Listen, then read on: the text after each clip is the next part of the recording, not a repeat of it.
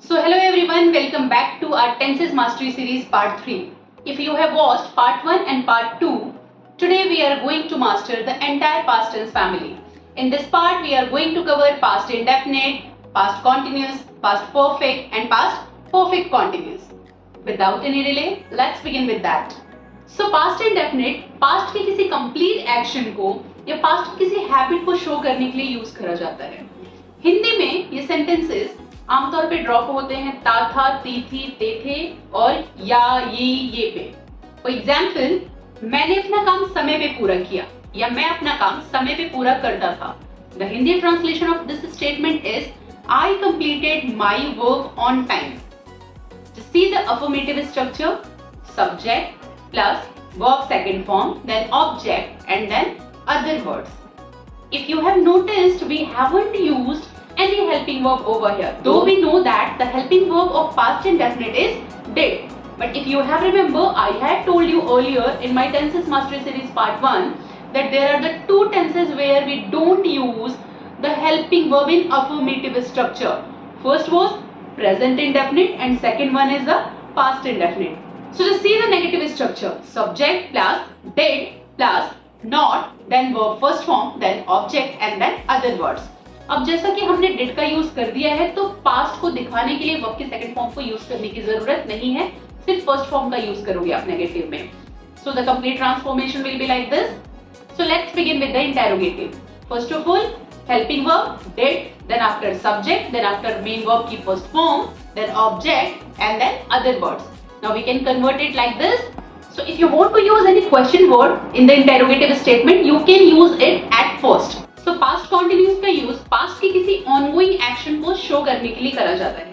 For example, मैं अपना काम समय पे पूरा कर रहा था. So see the affirmative structure, subject plus helping verb was or were plus verb की ing form, then after object and then other words. So the complete translation will be like this.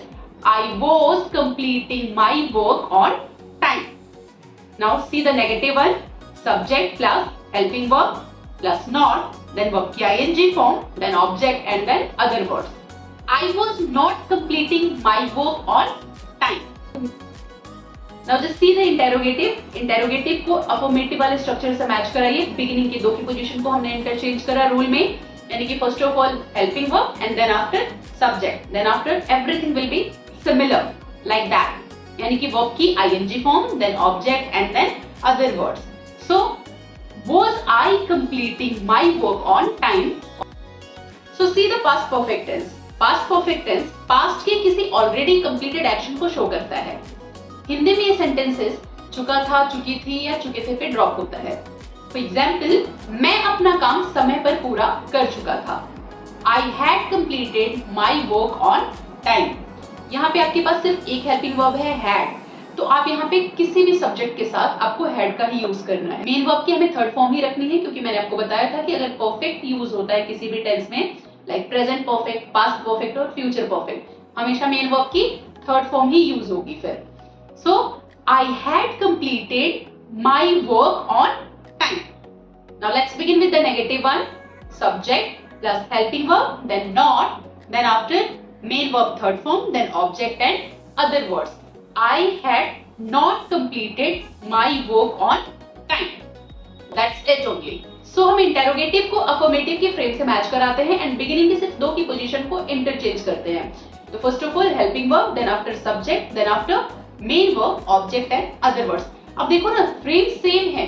इसी frame का repetition चाहे interrogative हो या negative हो या affirmative हो, almost हर place पे हर tenses में यही हो रहा है. तो students, very important point for you. कई बार past perfect and past indefinite दोनों ही सेम सेंटेंस में यूज होते हैं एक साथ. सब आपको ये देखना होता है कि पास्ट का कौन सा एक्शन पहले फिनिश हो रहा है और कौन सा बाद में. पास्ट का वो एक्शन जो पहले फिनिश होता है उसको हम ट्रांसलेट करते हैं पास्ट परफेक्ट के रूल के अकॉर्डिंग, एंड जो एक्शन बाद में फिनिश होता है उसको हम पास्ट इंडेफिनिट के रूल के अकॉर्डिंग रखते हैं. फॉर एग्जाम्पल, मेरे स्टेशन पहुंचने से पहले ट्रेन जा चुकी थी.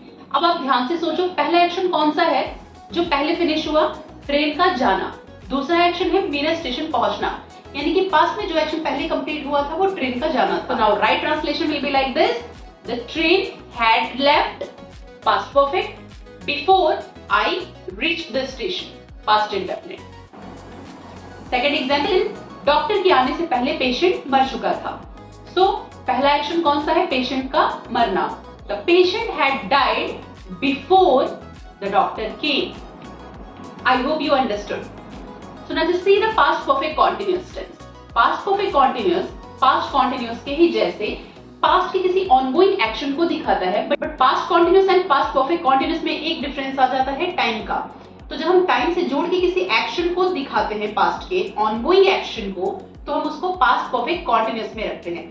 So perfect continuous चाहे past का हो, present का हो या future का हो, टाइम ऐड होने की वजह से आपको since या for में से किसी एक का यूज करना होता है. So you know that we should use since with the name of time and for with the duration of time. Now just see the example. मैं अपना काम पिछले 2 घंटे से पूरा कर रहा था. I had been completing or doing my work for the last 2 hours. Now just see the negative structure.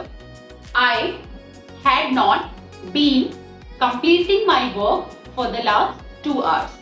यहाँ पे आप देख सकते हो हमने not को had और been दोनों के मिड में रखा है. Now just see the interrogative. Had I been completing my work for the last 2 hours. यहाँ पे हमने I को had और been के मिड में रखा है, because जब आपका helping verb one word से ज्यादा का होता है तो first word के बाद आपको subject रखना होता है interrogative में, and first word के बाद आपको negative में not रखना होता है. So हमारा lesson 3 past tense यही फिनिश होता है.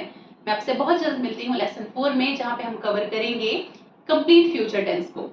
Till then, keep learning and keep growing.